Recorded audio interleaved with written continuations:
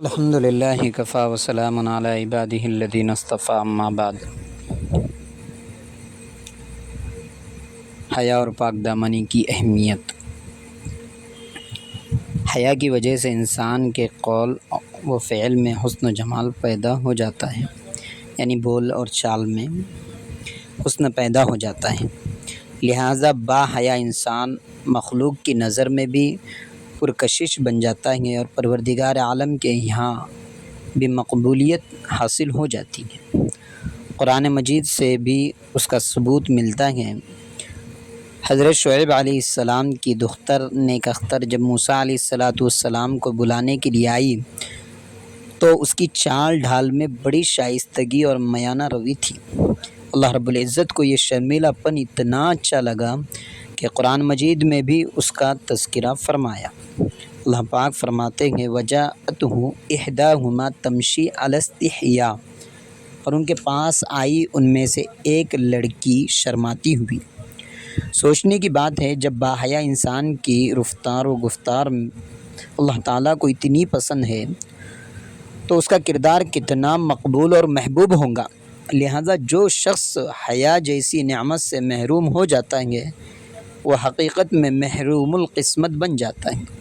ایسے انسان سے خیر کی توقع رکھنا بھی فضول ہے۔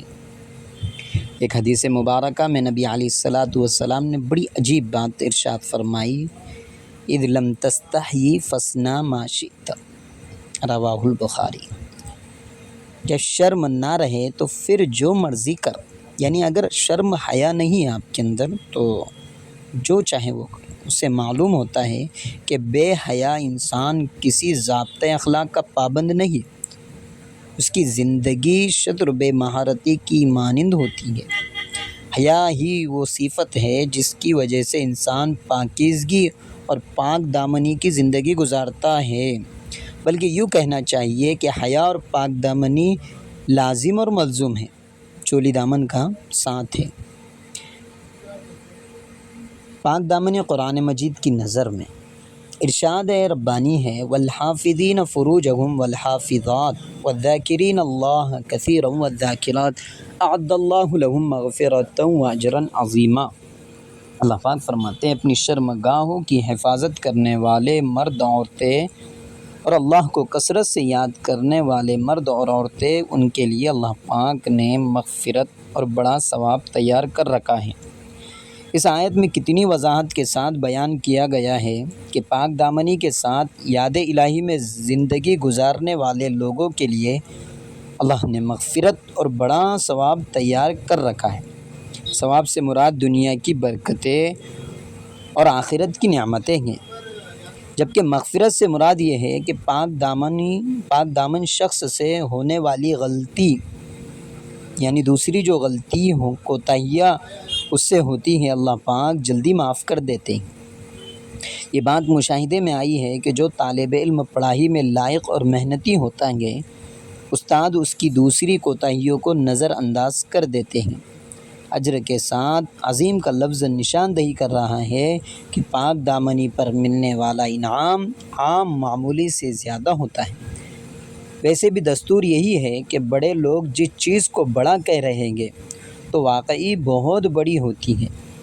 یہاں پروردگار عالم پاک دامنی پر ملنے والے اجروں کو بڑا کہہ رہے گے تو وہ انعام بہت بڑا ہوگا۔ مبارکباد کے لائق ہے وہ خوش نصیب ہستیاں جو پاک دامنی کی زندگی گزار کر ایسے اجر کے مستحق بن جاتے ہیں۔ نعمت پانے والوں کو ان نعمتوں پر مبارکباد ہو۔ اللہ پاک اور ارشاد فرماتے ہیں قد افلح المؤمنون والذین هم لفروجہم حافظون، تحقیق فلاح پا گئے وہ مومن جو اپنی شرمگاہوں کی حفاظت کرتے ہیں۔ اس آیت مبارکہ میں فلاح پانے والے مومنین کی چند صفات کا تذکرہ کیا گیا، جن میں سے ایک صفت پاک دامنی ہے۔ اس سے معلوم ہوا کہ بس فلاح